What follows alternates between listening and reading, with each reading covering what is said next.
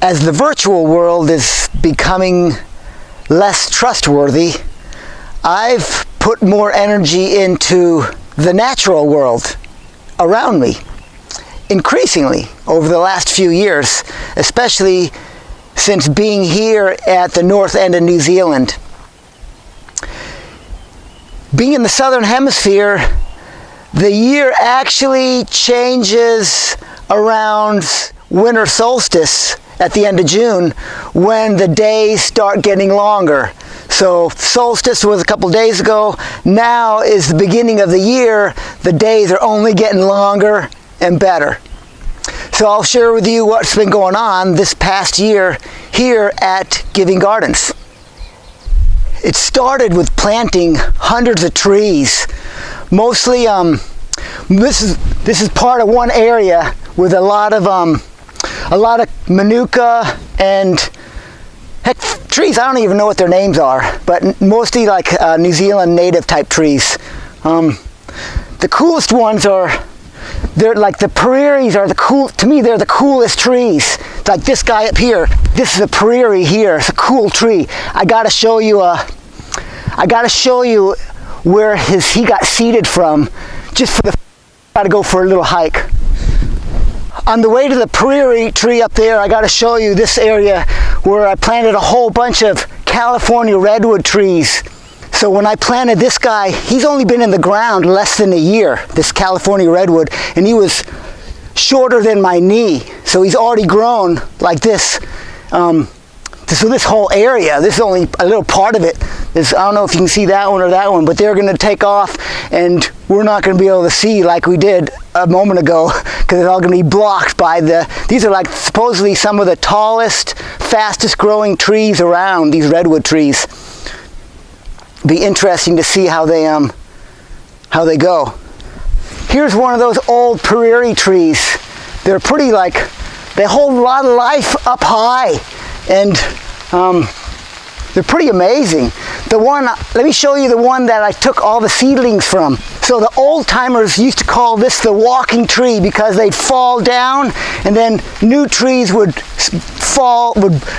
take off on the fallen trunks, so they would slowly walk their way along the forest floor. And they're like really hard wood that hollows out. So and we've seen beehives in hollowed out sections of these trees. But they're so eventually that first section that I showed you we planted out, we won't even be able to see the sun. It'll all be covered with stuff like this. So as winter turned into spring, these olive trees here were among the last of those to be planted. Really, along this ridge line, it's olives to my right and a bunch of. But before making room for these little trees here, I had to cut down along this ridge line probably about close to 20 huge Japanese cedar trees. Here's some trunks here. There's a trunk there. They're not little, they're massive. Behind that thing, we only see the bottom of it, is one of the cedar trees just a bit further away. I didn't cut down. But basically to make space for these olive trees and macadamias, I cut down the cedar trees and sliced the trunks into 55 mil or 2-inch thick slices. Before I tell you what I used those slices for, what we use the slices for, I gotta show you another thing that we did last spring. Kind of while taking a break, taking these down. About 2 years ago, to help mow the lawns, I bought 5 cows. 4 of them were heifers, which are young girls who've never had children, like teenagers, and one was a steer, which is a castrated bull, and those are the black ones. But the girls came pregnant, so that was 2 springs ago. So last spring, we had a bunch of new cows. All the girls had calves. A handful of cows became bigger than a handful of cows, but they're still not doing a good enough job mowing the lawns. So that brown guy there is a bull. So we picked up that bull, that's Alfie, last spring. So There 5 of them are pregnant again, so this coming spring we should get a few more mouths to feed, and they might do a bit better job mowing the lawns. The only reason they're looking at the camera right now is because I find myself whistling a lot more. And you know, sometimes you see a busker on the streets and they really suck, so you feel sorry for them and drop a coin in their hat. These guys do to me.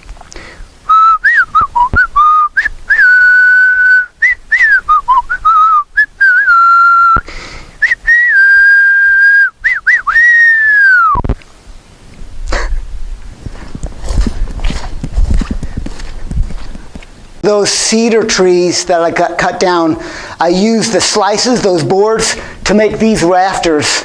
And the best of the best tops that had the right shape and cool, you know, the right size and cool shape became 2 posts. So I call this a modified hip roof because it doesn't have much pitch, but it's a hip roof without much pitch. So instead of putting a bunch of trusses in, just put these 2 posts in. And here's one of them, the other one's like right here. The roof was made with a low pitch so it could handle dirt. So that's going to be a living roof. Kind of like, you can kind of see the toilet, it's like a little mini roundhouse behind it with a living roof, so it's a low pitch, so we'll put dirt. So you see that little white stuff sitting on the roof there?